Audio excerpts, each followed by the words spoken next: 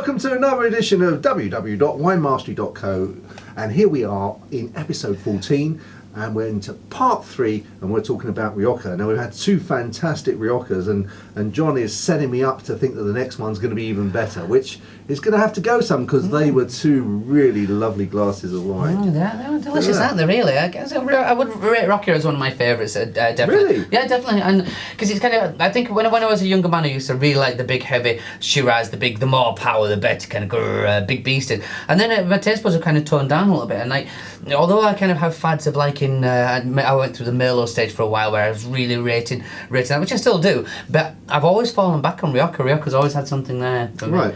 It's like a little love affair. But you would say that it's not your normal wine of choice. Well, it depends, because it's such a mood thing. You can, it depends what hour of the day it is, what kind of a day you've had, or what you're eating. So many things. What takes your fancy? Yeah, exactly, and it is hot, of course, at certain times. Okay, well. Even the weather can, like, if it's a bit chilly outside, I think lots of people do turn towards a red, whereas where it's nice and warm, you would more likely go for a white. Yeah. I can tell the difference between those, red and white. Oh, most times. Right, number 3. Now we're on again the Marquis de Victoria again, which is what the last one we had, one part 2. That was the Reserva. We've now gone for the Gran Reserva. Now the Gran Reserva needs to be at least 5 years. Well, yeah, 5 years old before they release it, or before they can call it a Gran Reserva. But this one spends at least 3 years in the oak, whereas the other two have just spent 1 year in the oak before it's been 1 year in the oak, then in the bottle before it's released. This had 3 years in the oak. So. Okay. From that, we should be able to assume that. So, in fact, this is a 2004 rather than a 2001, but this has actually spent longer in the oak. That's right. Yeah, the Reserve was a 2001, so it is actually older than this Gran Reserva, which is 2004. But the Gran Reserva has spent more time in the oak, so that should have imparted a little bit more flavour, or taken more flavour from the oak. Okay. So we're going to find that out. Okay, we are about to. There we go. Thank you very much. You're more than welcome. More than welcome. So that's a more purpley and. Yeah, it's not so tawny. I was expecting this to be. It might be around, just around the edges, but still not as much. The first one and the second one, yeah. And the second one definitely had a real brown hue about it, didn't it? This has got a nice kind of deep, rich, kind of more ruby garnet colour, but not too tawny around the edge at all, which I didn't expect. Okay. Oh. Yeah, I can smell there, and I want you to have a go because that comes through quite strong. It's chocolate. Chocolate. I thought I was going to smell leather. We'll get myself all set up for leather.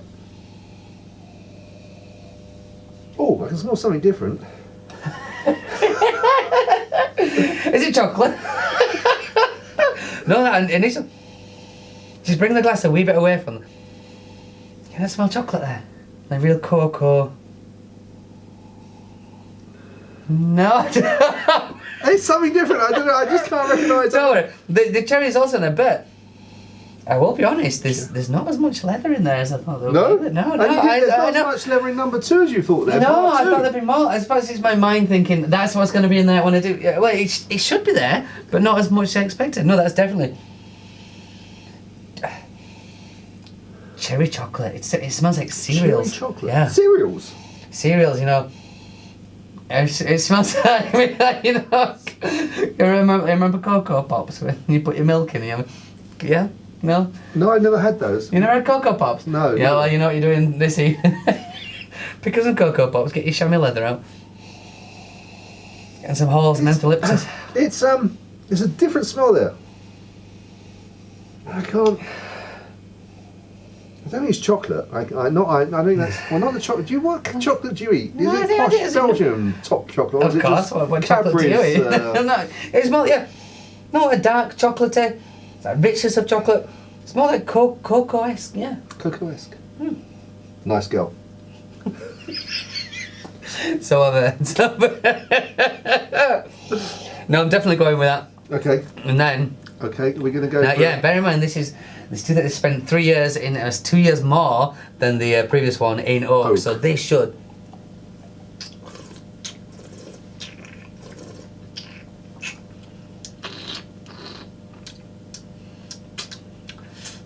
That's a lot smoother, but it is. That's almost silky in that Silky but light. It is light. It's not. It doesn't have the depth, I don't think. No. Of the Reserva we tried there.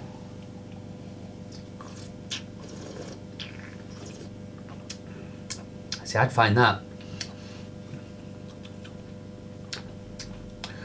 See, it's more oak in the flavour, almost tobacco-y. If you know what I mean, that hand rolling tobacco, that kind of. But no, real. I mean, it's got depth there. This is actually quite a lot more tannins in there than I expect as well. There's more so in the two. Mind that I spent a lot more time in the bottle, but I expected this to be softer. It's the taste isn't as intense for so long. No. Smoother, possibly easier drinking, which is not always a good thing. Well, because you drink too much. So, in cost comparisons, obviously this is the Gran Reserva. That suggests to me it's more expensive. It is indeed, yeah. Okay. So we've gone from part 2. We had the Reserva in part 2, and the Reserva retails from us about £15-16. You're looking closer to £25 for this. Okay. Yeah. It's would you after tasting the Reserva and then go for that. But again, it's a style, isn't it? It's a style of Rioja, and it depends how you like it. If you want it a little bit lighter but with the less tannins in there. And after tasting number 2, I would put my money would be on number 2. And me. Yeah. And me. Especially as I'd save 10 quid. Yeah, we could almost get another bottle, couldn't we? And share. Extra £2.50 each, and we're there. I'm liking the idea of this, John. And looking in there, there's not much to be finding. I mean, I expected more from that. I expected more. I mean, it's not a bad wine. It's just weighing up the pros and cons. Would you pay £25 for that, or would you pay £15 for the? I actually enjoyed the other more. Yeah, I think number 2. We're going for number 2. We're going for number 2. Although that is nice. I know I keep saying it, but I don't want to put it down or offend anyone. I hope you're not going to be left now with all this stock that you can't get rid of because. No, because it depends what people like. Yeah, some people. If people are looking for a light yet fairly complex, I'd lean them towards that. Yeah. But I'd like to try them on the other one first. I'd say take that one. Let me know what you think of that, and depending on where they came back from that, then I'd look at this if that was the style they were looking for. Okay. Right. Well, I won't say it's disappointing. It's still a beautiful wine. I guess. I reckon we should have put that in the middle. I reckon if we'd have gone from Criantha to then that would have been a gradual kind of. That would have gradually gone up, shouldn't it? Yeah. Yeah. Lessons there.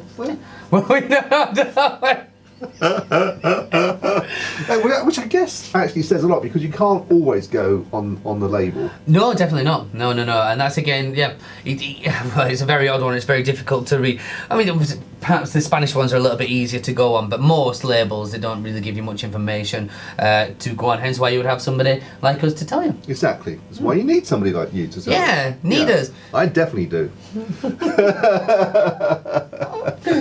Excellent. Well, I think what we'll do is we'll finish here and then we'll go into part 4 where we'll talk about is there any other wine you might like if you like Rioja. Okay. Yeah, definitely. Yeah, we can do that. Okay. We'll see you in part 4. Chin chin. Chin chin.